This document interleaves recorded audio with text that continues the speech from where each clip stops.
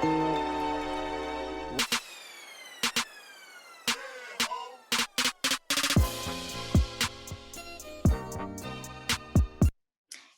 what's up, guys? This is your girl Coco, and I want to welcome you to another episode of Kiki'ing with Coco. If you are new to the show, welcome. Let me tell you just a little bit about it. Basically, we talk about life in general with an emphasis on relationships, and I have my friends or guests or family come on the show, and we just kiki about whatever the topic of the day is. And so today I have with me Lester. Lester, you want to go ahead and say what's up and just introduce yourself? Yeah, I appreciate you having me on and extending the invitation for me. So Lester Richmond, I'm the Grey Goose ambassador here in Chicago. Also, territory sales manager for Invisalign. And yeah, I'm just an avid fan of being able to just come on and be able to kind of talk through things and give people some advice, and hopefully it helps out. So I invited Lester on the show. So Lester and I actually went to high school with each other, and a lot of people that I went to high school with, they are doing awesome and amazing things. And so I saw that he was doing like a Ask Lester type deal on Instagram, and it's basically like people just ask him for advice, whether it's relationships or life. And so I was like, oh, I think he would be a good fit for the show. So that's why he is here. And with him being a Grey Goose ambassador, the drink with Coco this week was his recommendation. And so, Lester, you want to go ahead and just tell us about this drink?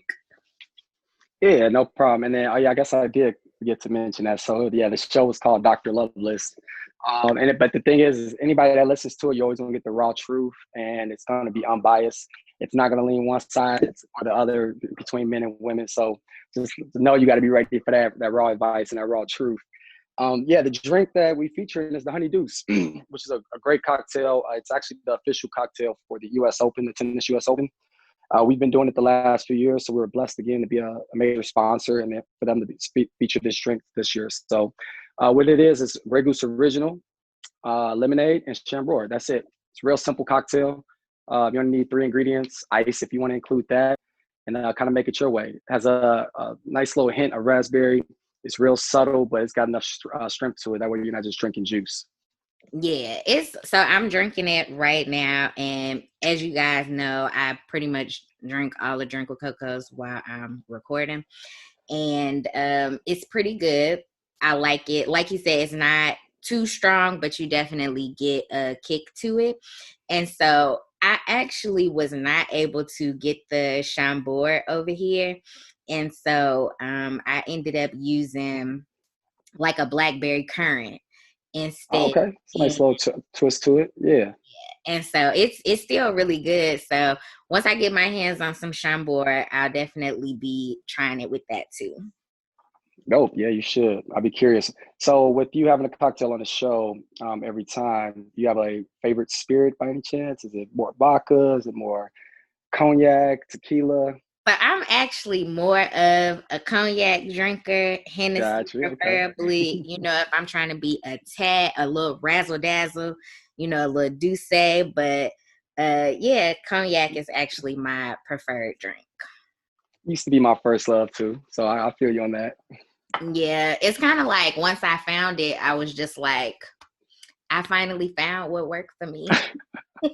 That true. You got to stick to it. Got to make sure you can drink something that's gonna keep you in control. You don't go outside of your body. So I feel it. Exactly. Like before I start drinking dark, of course I'm drinking light. Like everybody is like, "Oh, we drinking vodka, we drinking tequila."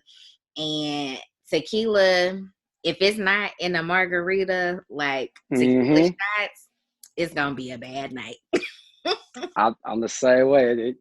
I only drink tequila when I'm in Mexico or, like you said, a margarita. Other than that, it turns me into something else. Yes. Somebody is going to be having to take care of me at the end of the night. And, I try and limit those moments. That's Especially smart. That's a good approach. But so that is the drink with Coco this week. So you guys go ahead and try it out. if you do, take a picture, hashtag drink with Coco on Instagram, so I can see that y'all out there drinking these drinks. And so Definitely. now, I'll be curious what the feedback is too. So feel free if you guys got any tips or just some feedback about the cocktail. It's just at bald ass less. You can't mess it up. Just to give me some feedback. I'm always curious what consumers are thinking about it. okay, so y'all heard it, give us some feedback on it. And we are going to go ahead and move over into the word on the street. So, word on the street, I think everybody is familiar with the Meg the Stallion, Tory Lanez situation. And Mm-hmm. of course, everybody was like hush hush about what happened that night, but everybody knew Megan got shot. And people were making their own conclusions, like it had to be Tory, blah, blah, blah, blah. So Meg finally came out and said, yeah, Tory Lanez shot me. And of course, he still didn't come out and say anything. Now, this past week, I guess because he was dropping his album, and basically, from the sounds of it, I haven't listened to the album because I refuse to give him the streams. I have deleted him from my, cloud. But he has made this album pretty much about his whole situation with Meg, their secret relationship, the night in question, and he's saying it didn't happen like that. But to me, you're not taking responsibility for what you did because you haven't said what happened. You just saying it Right. didn't happen like that. But it lead me to believe like, yes, you did shoot her. Facts. Yeah. And on top of that, I mean, if you wait this long to address the issue, I mean, if somebody said I shot them, my name is on the line, of course I'm gonna speak up about it. I don't have to give them all the details. I'm just gonna say, that's not what happened. But he chose to be quiet the whole time and then come out with this album after, what has it been, about a month or so, maybe a little bit longer. Yeah. And now he's trying to make some bread off of it, so it kind of looks like a shady deal. For people that didn't believe that Megan Thee Stallion got shot, I mean, that's just it's stupid. You should automatically believe her and then give her the opportunity or give him the opportunity to show that it ain't what it is, which he didn't do. Right. So it was a real shady thing, yeah. Mm-hmm. And I feel like I just wish I could have been in this space just to see what happened for my own self. Right. Because it's always conflicting things or whatever, but it's one of those things like, why would she lie about him shooting her? Like she ain't got nothing to lose nor gain from Exactly. saying that you shot her. I agree, and I would always err on the side that she's telling the truth when it comes down to being shot. It's hard to make that up. Yeah. And I mean, she showed the wounds, so I really don't even know how people are still defending Tory in that point. So yeah, that's just wild to me. Yeah, and it's just like, I just feel like what it comes down to is, yes, she was shot, and she was shot by him. And anybody is just like, oh, I'm on his side, whatever. No, we don't know the circumstances under which the situation happened, but under no circumstance is it okay that you shoot anybody, especially if they Exactly. Right. Facts. And it's just, to me, it was a situation where he probably got his feelings hurt. I don't know what transpired before that, but he got his feelings hurt, and she decided to up and leave, and he just did some wild stuff. I mean, if you're a real man, you don't really go about it like that by any means. And if you're a real man and you see that she's staying quiet and she riding for you, she ain't even mentioning your name, you're gonna try to offer some type of help, especially if you're saying that you love her on your album. And I haven't heard the album yet either, but I just heard little snippets. Mm-hmm. And if you vouching that you love this chick or that you got this relationship with her, but yet you left her out to dry like that, I mean, shoot. One of my best friends is from Houston. I mess with Houston hard. Like they some loyal people down there. So for her to be backing them up this much, and then she's just like, yo, if he ain't got my back, and if they keep spreading these rumors, I gotta say something. So that just lets me know, like, yeah, he did it. Like, There's no BSing around it. He did it. And he still ain't admit to it, and he still ain't. You can't say you love this girl after you shot her and didn't stand up for her when she was trying to have your back when it came down to the police and stuff. So Yeah. And one of the snippets I heard was him saying like he wanted her back in so many words. And it's just like, bruh, how you expect for her to get her back? Like the way you handled this situation was trash. Right. It was real trash. And then I was listening to some little um, interview over the weekend about, and they're having some callers call in. And one of the callers, it was a woman, and she said, we need to protect our black men. That's the problem, and that it couldn't have been, he couldn't have really did it, or it couldn't have been that bad if she was taking a picture in a bikini on the beach or something a couple of weeks later, which is like, dang, she can't move on with her life. She still got a career. She still got an image. She still got money to come in. So whether she was on the beach the next day or 2 weeks from now, she still got shot. It should have never happened, you Yeah. know? I feel like how she living her life after this situation has nothing to do with anything. Like I broke my foot and a month later was in Thailand on crutches. Like, like you still entitled to live your life. Like just because something traumatic happens to you doesn't mean your life stops. Exactly. I'm at a New No, I Year's Eve 100% party agree. 2 weeks after breaking my foot. Like turn up. Yeah, life goes on, right? Yeah. You got your moment where you can soak and kind of reflect on what happened to you. But at the end of the day, you still in control of your life. Mm-hmm. Go ahead, live it. And I mean, if anything, that's inspiring for. I would think it'd be inspiring for most women that she went through that traumatic situation and she owned it. She made it hers. She changed the narrative. Like, what, that's behind me. He gonna get what he get.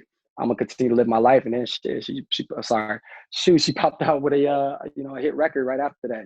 So I got Yeah. number respect for her. Exactly.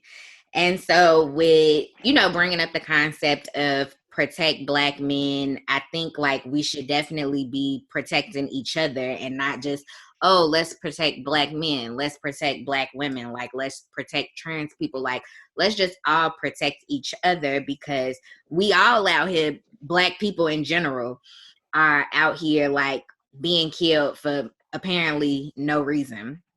So it's just Right. like let's just take care of each other. But with that being said, we've been waiting for months now for a ruling in the Breonna Taylor situation, and we finally got one. And I'm not surprised at what the ruling came out to be.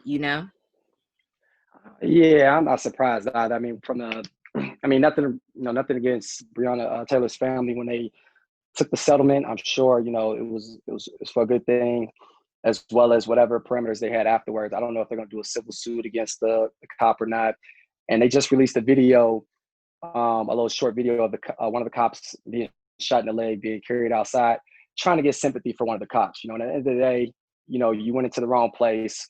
They have every right to protect themselves. And then for once that settlement hit, I kind of already figured like, yeah, of course these cops are gonna get off. That's the whole reason why they made sure that they settle so that they can get these cops off, and it's on them after that. So I can't see that city sleeping for a while. I think it's still gonna be some riots, hopefully peaceful protests, but it's just crazy the outcome that it is. Yeah. It's unfortunate, and if you guys like haven't heard, I'm sure y'all have heard what the ruling is, but basically in a nutshell, the officer was charged with, what was the words that they used? It was a want something. It was something I never even heard of before. Wanton Uh, wanton was the word. yeah, But basically like the basically he was charged with endangering the wall, like the bullets that did not hit her and hit the walls is what he was charged with. So basically it was more so like you endangered the neighbors more so than the people in this home that you invaded. right. Which is it's insane to me. I got mixed feelings about how things should go about when it comes down to the police force. But one of my pet peeves is that when cops do something that's potentially, illegal, and I say potentially or possibility that could be illegal only because, they have to go through the investigation and everything. When black people are detained for any reason, a lot of times they're going to jail. And even if they're innocent, they're in jail, they got to post bail until that hearing comes up. Mm-hmm. So it blows my mind that cops get on administrative leave most of the time paid, and they could just kind of float around, live their life. Granted, I know it ain't all strawberries and cream and milky cookies because they probably getting harassed or whatever, but still, I think they should be held to the same standards. They should have to post bail. They should, be arrested and everything like that until the trial comes up. Definitely. Because I feel like, I'm assuming it's just like, well, you're here to protect and serve. And so, you're here to protect and serve or whatever. But in the same token, like, you're using your authority inappropriately. And Absolutely. when you're using your authority in a way that is not okay, like in the military, like if I give an order to somebody and it's not legal, like I'm getting in trouble. Mm-hmm. My career is in jeopardy, and not just on oh, we gonna put you on administrative leave. Like, yes, some things are gonna be put in place where I'm not possibly working with this person until an investigation is completed. And at the end of the day, if I'm found guilty, my career is gone, bye-bye, and I will serve time if that's what if that's what it included. You know what I'm saying? Right. And so Mm-hmm. I feel like if a military person can be prosecuted to the fullest extent for giving a wrongful or unlawful order, then why wouldn't the police be held to that same standard? No, I agree. And in the military, you guys don't have unions or anything like that, right? Facts. I'm just for my own education. All right, cool. Just wanted to make sure I had Ain't that no right. union, ain't no suing the military if you get put out, your ass is out. Yep. Government is government. They don't play. The military is the military. They govern themselves. So it's the same way with the police force. The whole fact that they have a union, I get it. I get a small piece of that, but to use that union to protect cops for especially dirty cops that's doing shady stuff that know it's wrong. I mean, I think that's definitely a broken system. And whether they get rid of the union and come up with a whole different program, something needs to happen. And on top of that, all these settlements that people keep raving about, you got to think about it like this: where is that money coming from? We pay the police to police us. We pay the police to wrongfully arrest us. We pay the police when we have to settle with the city, for something they did. It's our taxes. It's our money going there. So when they say, oh, well, the city paid out this much, nah, the working citizens, who pay taxes paid that out just so you guys can get off and keep making your pension and keep doing what you're doing. Exactly. And I defund the police. When they say defund the police, I think it's somewhere along the lines of what you said of maybe restructuring their unions, because I mean, we still need to be policed. Right. You know what I'm Yep. saying? And so I don't think defunding the police is necessarily an option, but I definitely think that restructuring how the however that system works, like just restructure it. And then that also goes back into, how we vote. Mm-hmm. Nope, Like I agree. really taking the time and figuring out who these people are running, what what it is that their focus is, and understanding what it is you're voting for when you saying, okay, yeah, I vote for this person.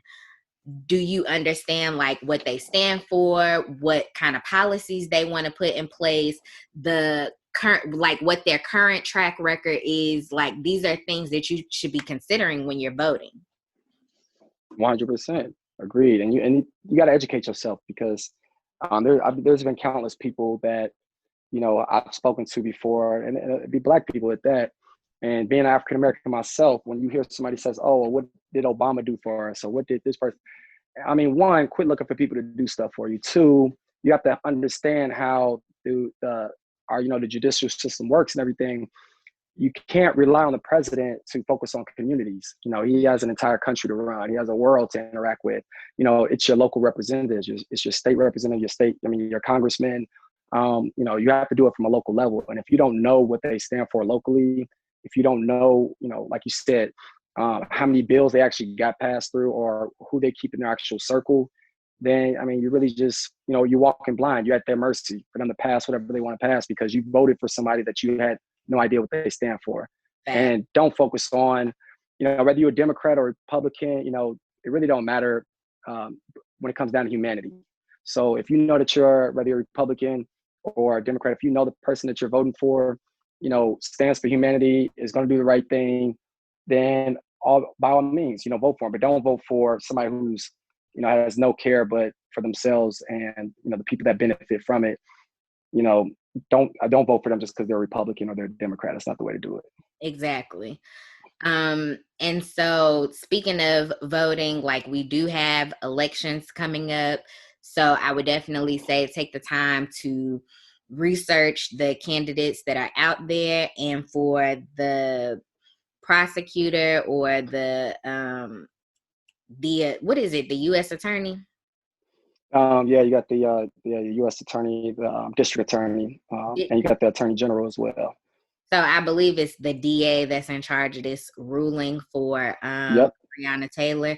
So, vote his ass up out of there. Like, no one is going to get the desired results or the care that we want as Black people if we not getting out there and voting for the right people.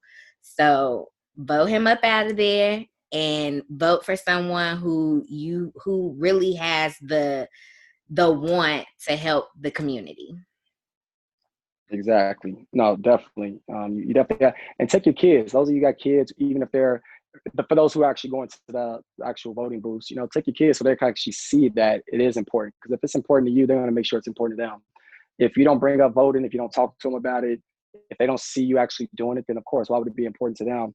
And then if you got older kids, 18 and up, by all means, call them and say, hey, let's go together, or remind them to send in their mail-in voting ballots.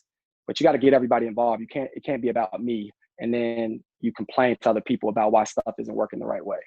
Exactly.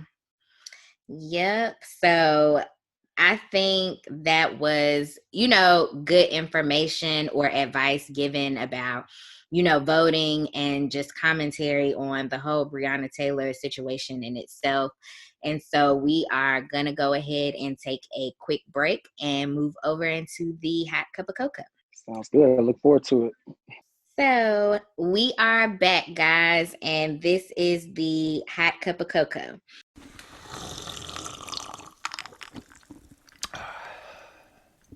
And so today, not only is Lester like all of these amazing things, Grey Goose Ambassador, Dr. Loveles, just all around great person.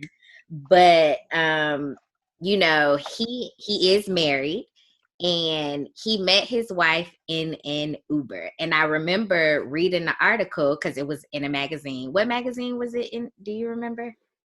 Yeah, so it was the XO Nicole. That was one of the magazines it was in. It might have been, she used to be called Nicole Bitchy, but now it's called XO Nicole. And then she kind of launched it for us too. And then we had some smaller articles too. So I just remember reading the article and I was like, I went to high school with him. That's so dope.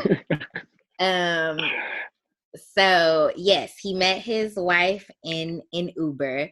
And so I think it just goes to show like you can meet your spouse so unexpectedly, whether it's a place or time in your life, but things just happen in unexpected ways. And so Lester, you kind of want to talk about like, what do you remember what that initial interaction was? Oh yeah, I remember everything actually. And back then when I ordered an Uber pool, I was actually just being cheap. But my wife wasn't. So I was living in Michigan at the time. If you want the quick story, I go ahead and give it to you right now. I was living in Michigan at the time. My brother, he's the Hennessy ambassador in Chicago, actually, he called me up and said, little bro, let's go to LA for my birthday. I go every year. And this is the first time we just started traveling together a lot because because he's much older than me. So he had his travel crew at first, but they started flaking on him. Mm-hmm. So me and my best friend, Steve, that's from Houston, actually flew to LA, last minute trip. you know.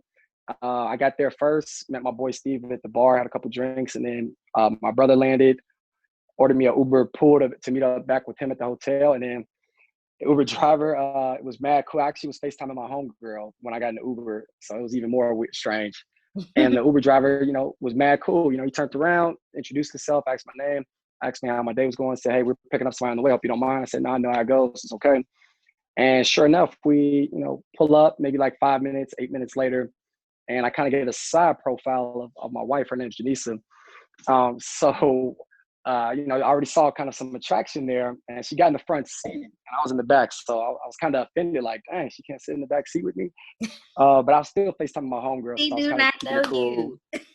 Yeah. Yeah. So, I mean, I guess I was going to be an Uber serial killer or something. I don't know. But I respect it. I respect it now.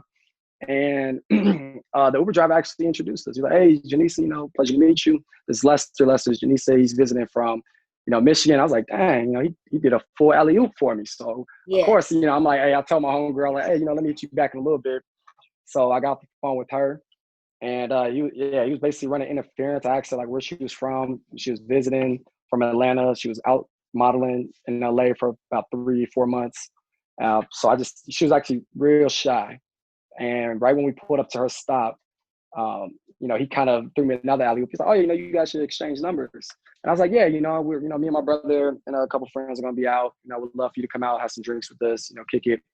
So she was like, "Okay, I could probably do that." So exchange Instagram, exchange numbers. And I immediately went back to my boys like, "Man, look at this girl I pulled," because I saw her Instagram. She had all her pictures up. So she was supposed to come out with us that next day. And when we went out, and she actually flaked on me. So she kind of just disappeared on me. I was texting her like, "Hey, you still coming?" No response. And then she hit me up at like 1 in the morning saying she's so sorry. She fell asleep. I was like, "Okay, I know the game. All right, yeah, whatever. We'll see."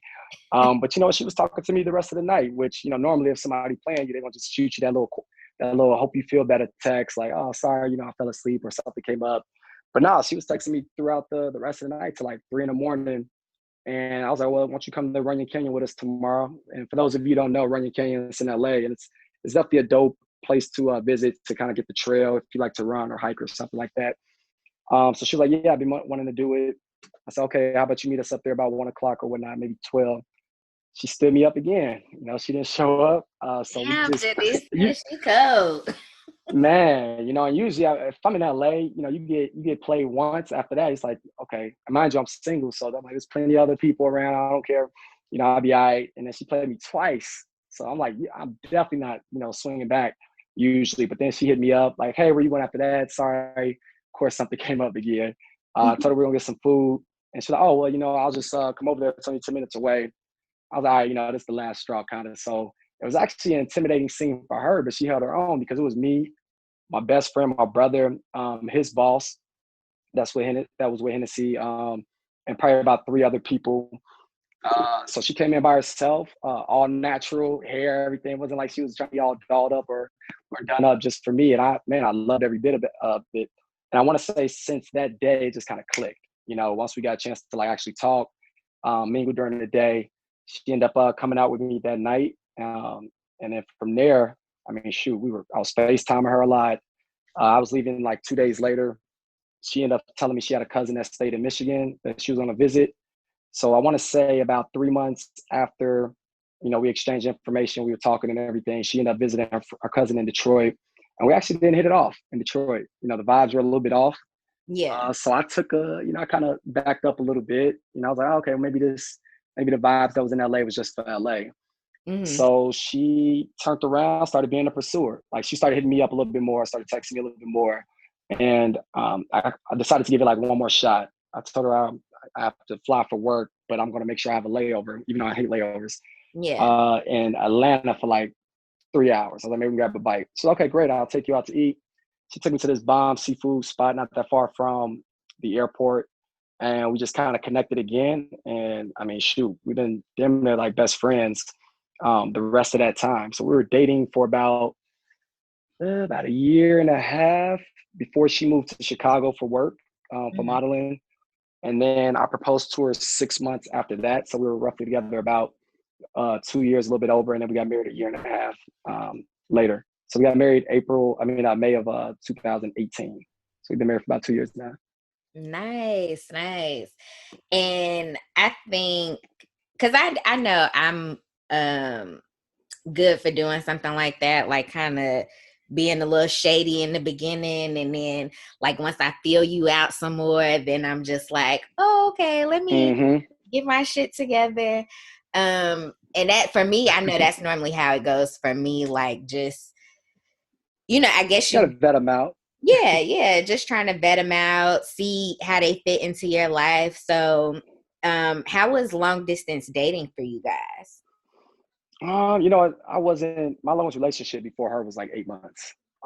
So not to mention, once we actually made it official and being long distance, it was a little tough, but I was at a point in my life where I can actually travel a lot more. So I would drive down to Atlanta sometimes or fly down, depending on what it is. And then she'll come up to visit me. So we'll probably see each other like once a month for the Mm-hmm. weekend or once every couple months. And after a while, we got to the point where it was like, okay, we need to be in the same city. So I was actually looking to transfer gigs at the time to Atlanta. I was looking at Atlanta, but Chicago popped up and offered me a position. So she ended up getting signed by a modeling agency out of Chicago, which ended up all working out, pretty well. So she Right. ended up moving out there. So that was, and it's the first person I've ever lived with, as far as first woman I've ever lived with. So it was definitely some learning curves, of course, because you're actually sharing your life with somebody now, right? Right. But it was dope. It was dope. It was a crazy experience, and I feel like I respect that women or those women that do vet out and kind of be a little bit shy and reserved when they meet somebody before they open up. I respect it because a lot of dudes, believe it or not, and some women, don't get me wrong, can't even hold a conversation. So you imagine you're shy and they can't really get you to talk and they can't get no answers out of you. They really struggle to have hold a conversation. Well, there you go. How they gonna hold it down when you're actually in a relationship? Yeah. Yeah, I definitely think conversation is key. Like of course you going off of a physical attraction when you initially meet somebody, and Mm-hmm. after you meet them, it's like, okay, how does this person carry themselves? Like, can they hold a conversation? If we're out and Mm-hmm. about, how do they interact with other people? Because I know, like, sometimes going out, just how they interact with like maybe a waiter at dinner or the bartender, like that's a turn Mm-hmm. off for me. Like if you rude or whatever, I'm kind of just like, he don't know how to act in public. Like, I Or if can't. they speaking to the waiter a certain way, then how they gonna speak to you when y'all finally like official or get married or something like that? He's gonna start talking to you sideways too. So Exactly. definitely got to pay attention to that. You got to Yeah. pay attention to the clues, and I tell people that on the Dr. Loveles channel, like, there's always signs, and a lot of times we ignore those small things, but they're always there. So when people say, "Oh, I had no clue, it came out of nowhere," no, there were signs. No, it was There was just certain. There was always signs. There's some are really small and subtle, which are the most important ones, and then there's some that are like really huge, but you're not gonna always see that huge sign that this person's a little off, or Mhm. they selling me something, but they selling another chick the same thing, or the other dude the same thing. So I agree. Cause I know I love to be like, my ex-husband just popped up one day and said he didn't want to be married. But I mean, there were things that happened that led up to him saying that. But in Mm-hmm. that moment, it was kind of just like, what? It was that bad? Right. Like, I didn't know we was that bad off. Like, Yeah. okay, yeah, I Yeah. know we Y'all had, didn't have conversations in the middle or in between, like where you're kind of like, oh, I can see this leading to it. It was kind of like one extreme to the next. yeah. Uh, Yeah, mm-hmm. it was definitely like an extreme. It was like, yeah, I knew we weren't sleeping in the same bed, but I thought we was just going through a rough patch.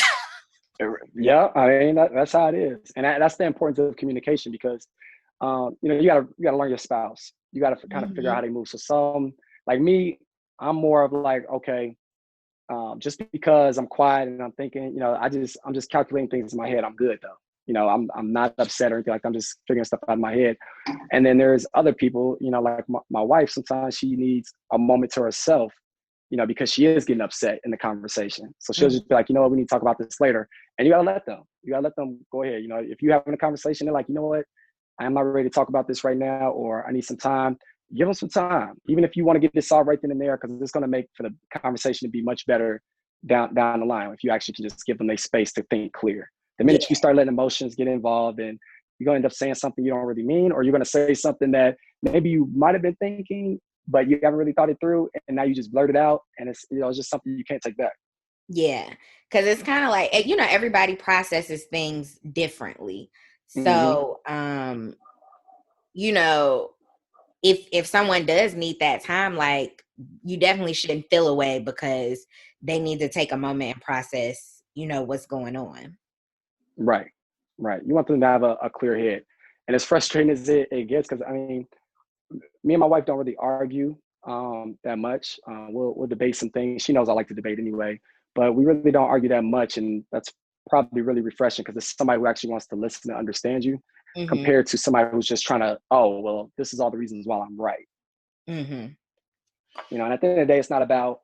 I mean, sometimes yeah, it always feels good to be right. I'm not even gonna play y'all on that, but at the same time, it's I don't really need anybody to prove me right if I think I'm right. It's more so I just need you to understand what I'm saying or how I came to this conclusion. Whether it's right or not, that's fine, but I need you to just understand me. And I try to do the same thing with my wife, where she's expressing something to me, and if I don't agree, I don't agree, but I need to understand how that impacted her, or how that made her feel, or why she is thinking that, because it might be something I'm doing that I don't think is a big deal, or something that's really subtle that I can change. Like it's not Mm-hmm. costing me anything, just to like put her at ease.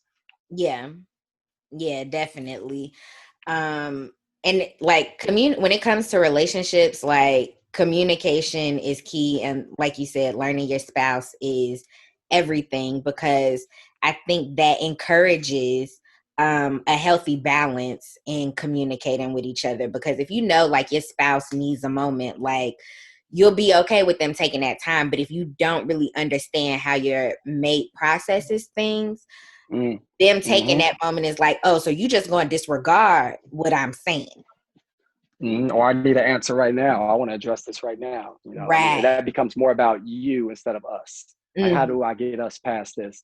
And you know, you're going to hit those points where you're communicating well, everything's rocking and rolling. Because you know, with my wife and I, we've for the most part have always communicated well to each other. Like always try to figure it out. But you're going to hit those rough spots where you're like, dang, we just can't get past this point. Like, why am I not being understood? Why can't, and they're thinking the same thing about you. Why am I not understood? Or why does it not make sense to him? And you just got to figure it out. You got to be able to work through it and realize, you know, it's about the both of you. It's together. It's not, oh, that person has to be proven right, or I have to be proven right. You know, at the end of the day, people aren't going to say, oh, well, Lester, you failed in your marriage. They're going to say your marriage failed. Like the both of you failed in your marriage. Right. So, you know, you just gotta keep that in the forefront, that it's once you guys get married, it's really about the both of you working as a team. It's not about Lester. It's not about Janice. It's about us. So what impacts us? How can we get over this? Right. So what would you say was the, like, when did you like realize like she was the person for you? Oh, yeah, I know that my best friend, my other best friend, and my sister can tell you the same thing. I was actually in Minnesota at the time, and Janisa was in Atlanta visiting her friends. And I mean, we were together. I wasn't sure if I loved her just yet, but um, she was kicking it with some of her friends from college, and she was really tight with some of her male friends. Mm-hmm. So, and she told me about one of them. And I've met him before. He's a cool dude, but at the time I didn't know him that well.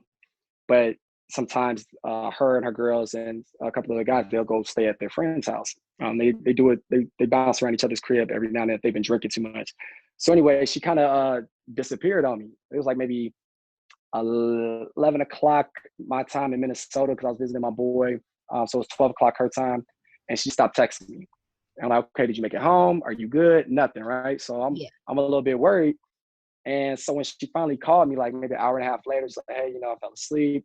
Sorry, I just flipped on her. And I've never flipped on anybody about that. I'm not insecure with things like that. But you know, you put all this stuff in your head. And I was like, man, if I'm putting all this stuff in my head, I must really love this girl, because it's driving me crazy now. So you got to take a step back and realize, okay, I do love this person, but you can't be putting stuff in your head just because you're worried about getting played or losing them or something like that. So when I started snapping at her, like when they heard me, like just we're both on the phone and she's defending herself and I'm arguing my point, you know, and I walked out and my boy was just like, "Gee, I've never seen you like this." Like, you must really love this girl. And I was like, damn. You know, after I took a moment to myself the next day, I was like, shit, I must love her then. Excuse my language. But yeah, I definitely must love her.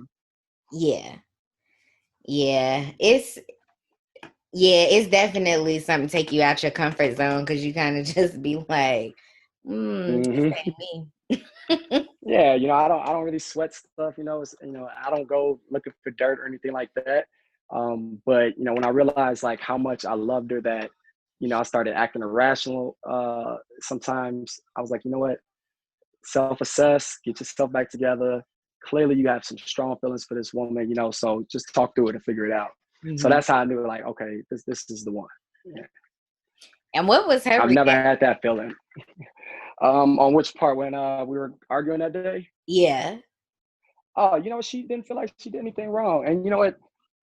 Technically, she didn't do anything wrong. She just could have did something better. And that's just, you know, taking consideration that us being long distance and me thinking about her, you know, I want to make sure that she's safe. So she could have just been like, hey, I got to my friend's crib. Because then I would have known if she would have disappeared or anything like that, that she's either having a good time, or she might have fell asleep, phone might have died, whatever it may be.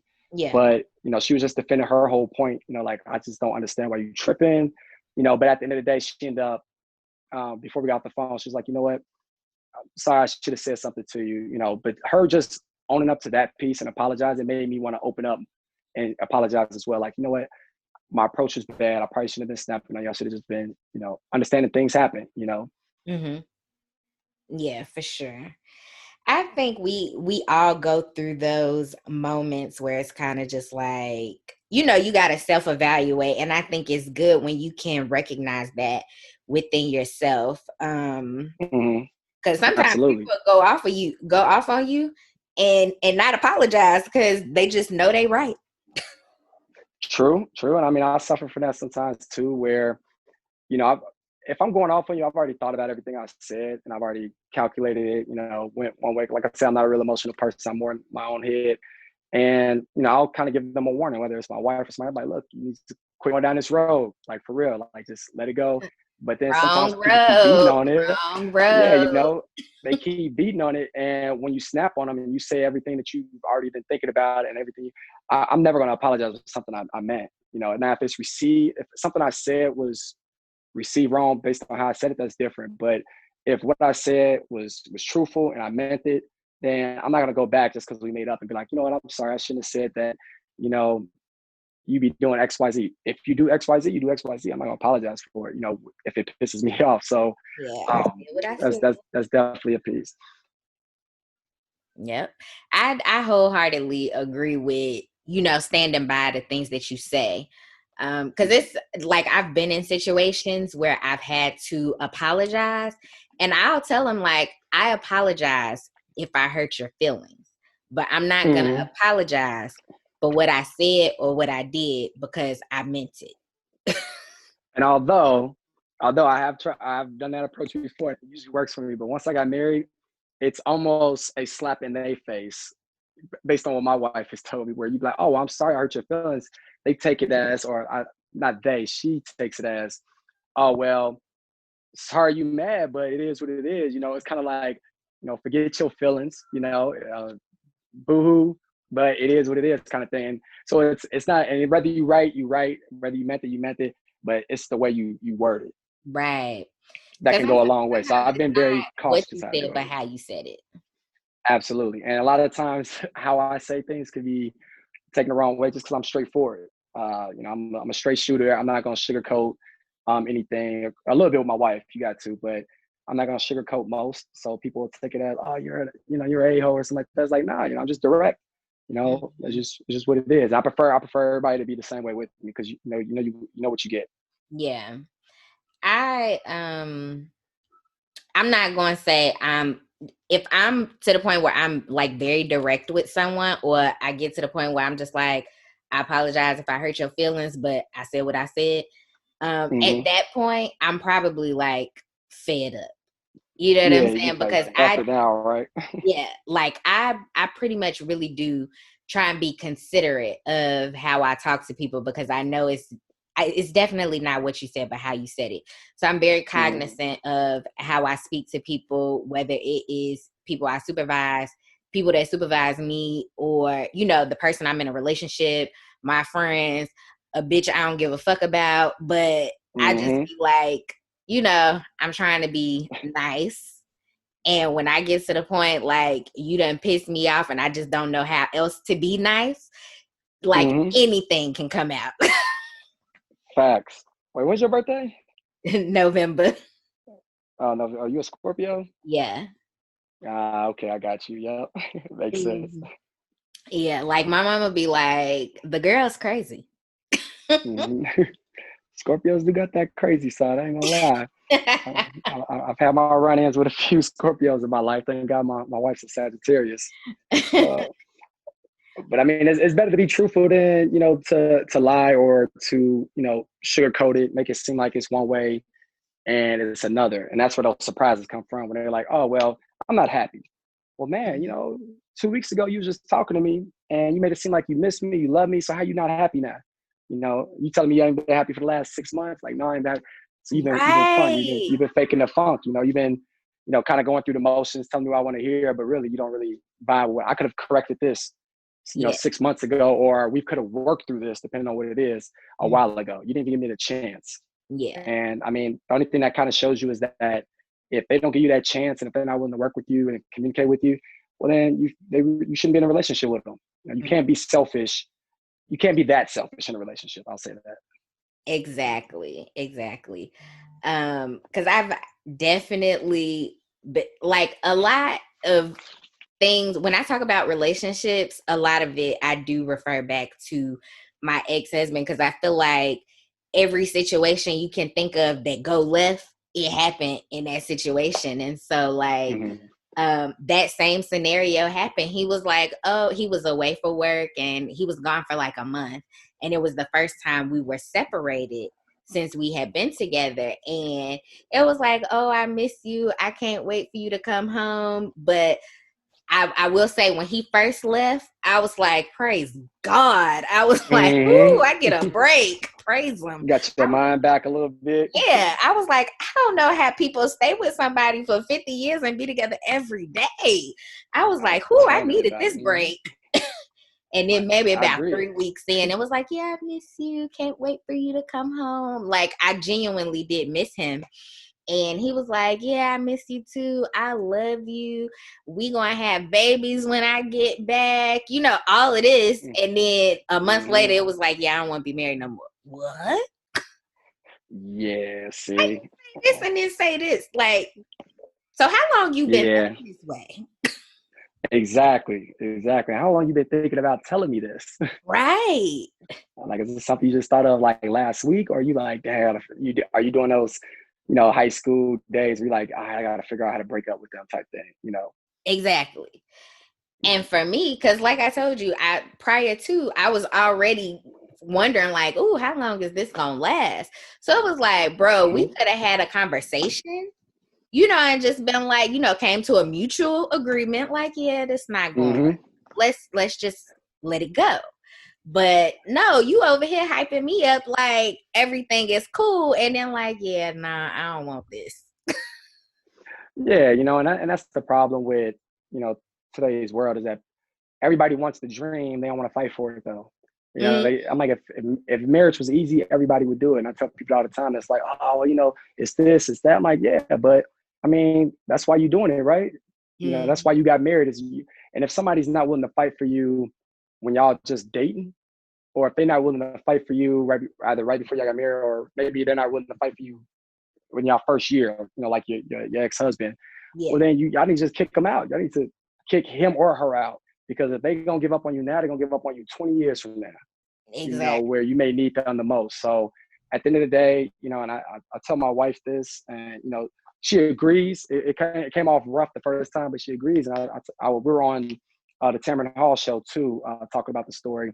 And at the end of the day, the person that you bring in your life, you shouldn't need them. They should compliment you. You should want them, their company. You should want the companionship. You should want the teamwork, but Mm, you should not rely on them. Like, at the end of the day, it's them, and then y'all come together. It's not, oh, well, now everything's centered around this person, or no, that's not how it should work.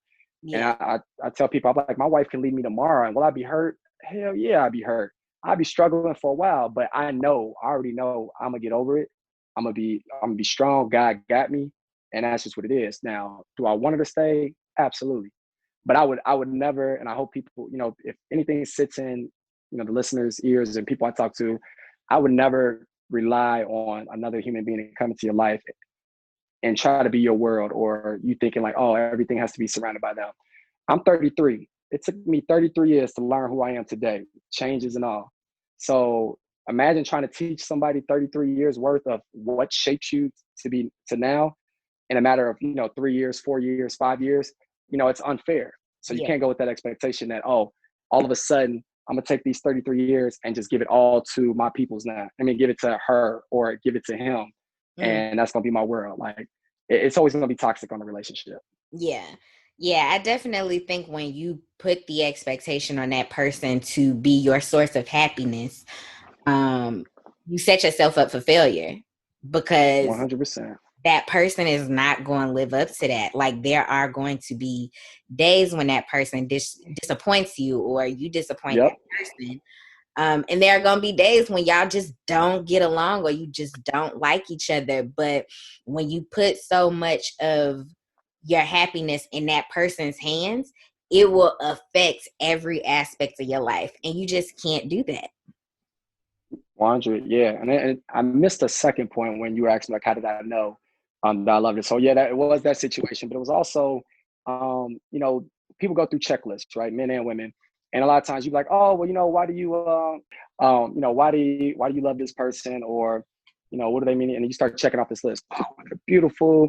They know how to cook. They pick me up or they support me. Those are checklists. We all got them. That's like your Mm-hmm. preliminary screening.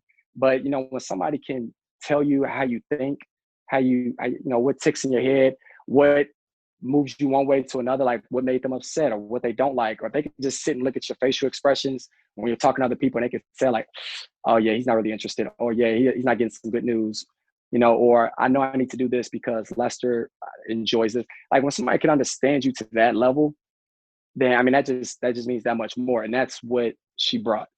She wasn't paying attention to all the checklists and everything. She actually was paying attention to like the small things that I did that helped me tick. So that was definitely huge. And then to the point we were just talking about, and I agree with you.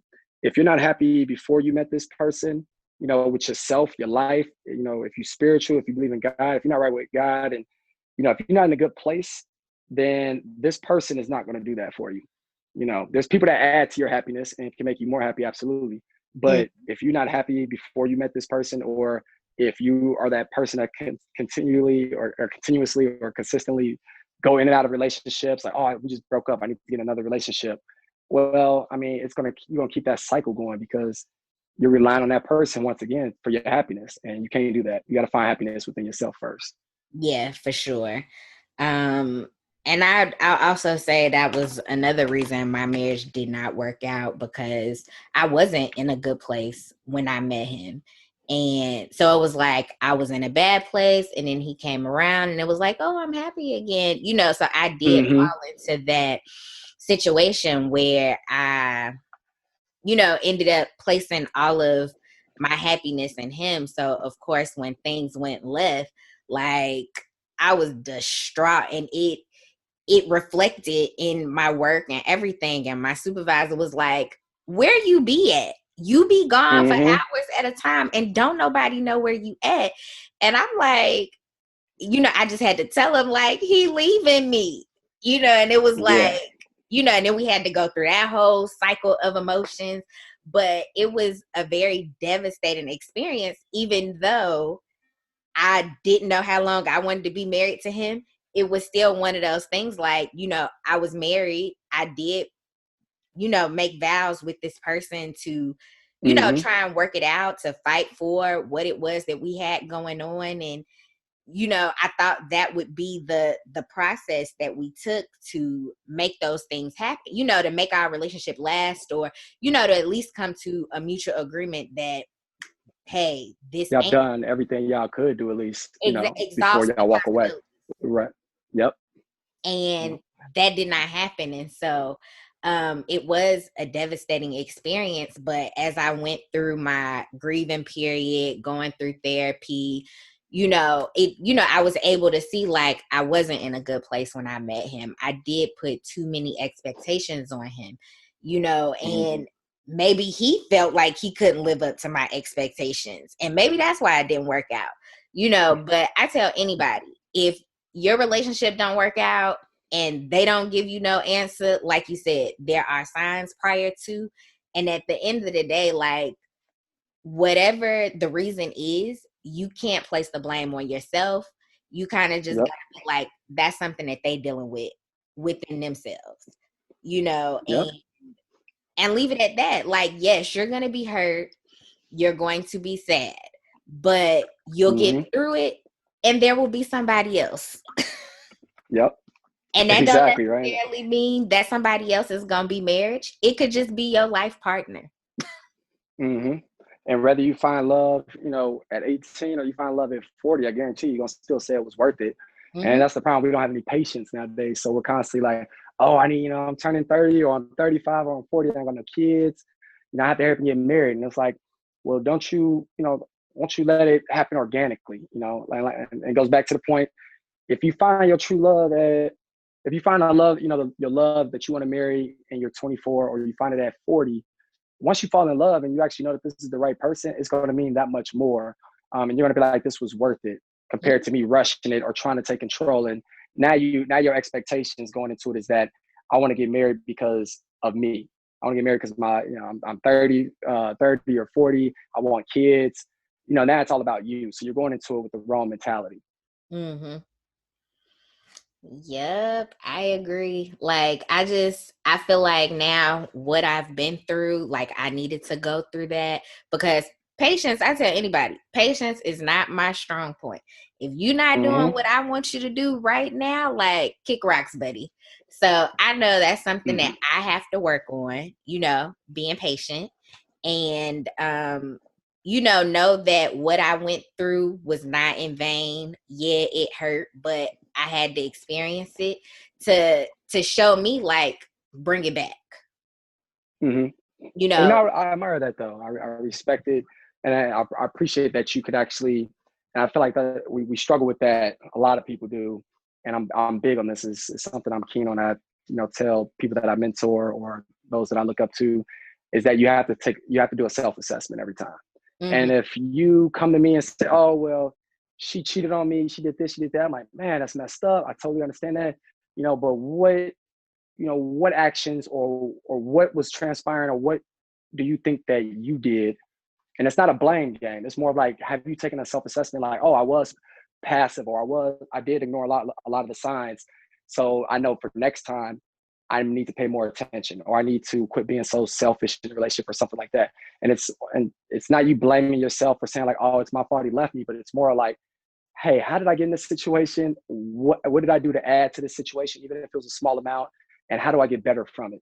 And if you can't take self-assessments, and if you just keep doing the same thing over and over again, well, you just wasted your time. It's okay to mess up. It's okay to fail at certain things. But if you learn nothing from your failures or the failures of others, well, then you kind of wasted that time and that experience. Yep, I wholeheartedly agree. Because the goal is, yes, you want a companion in life, but you want to be a good companion for whoever that companion is, and you want to be in a place where discernment is key.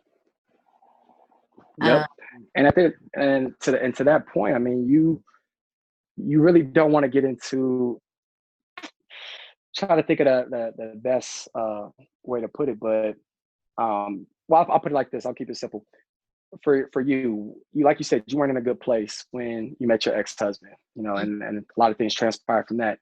But if you would have met whoever your future husband may be at that same time, you might have not been ready for him, because you Right. haven't gone through what you're going through with your ex-husband and a growth point. Like if I would have met my wife back in college or right after college, I only had one relationship right after college.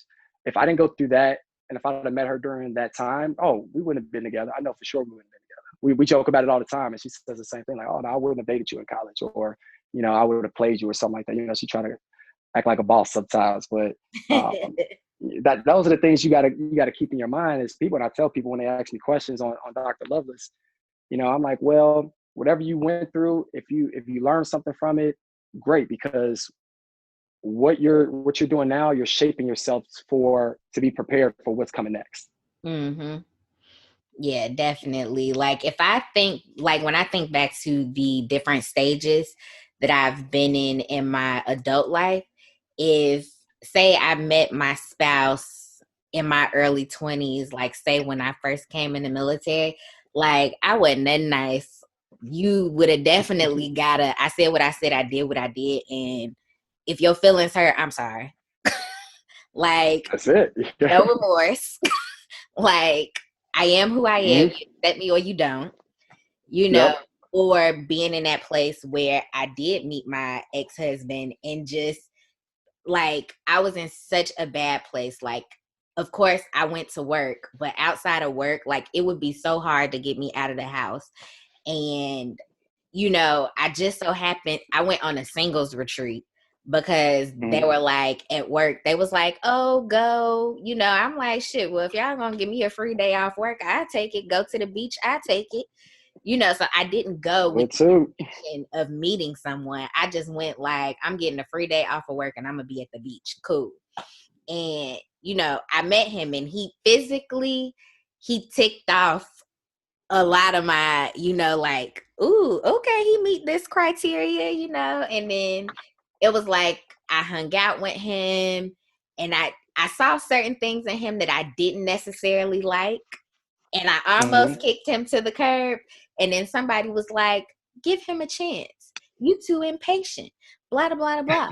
And I'm just like, okay, you're right. Yeah, I'm impatient. I'm working on that.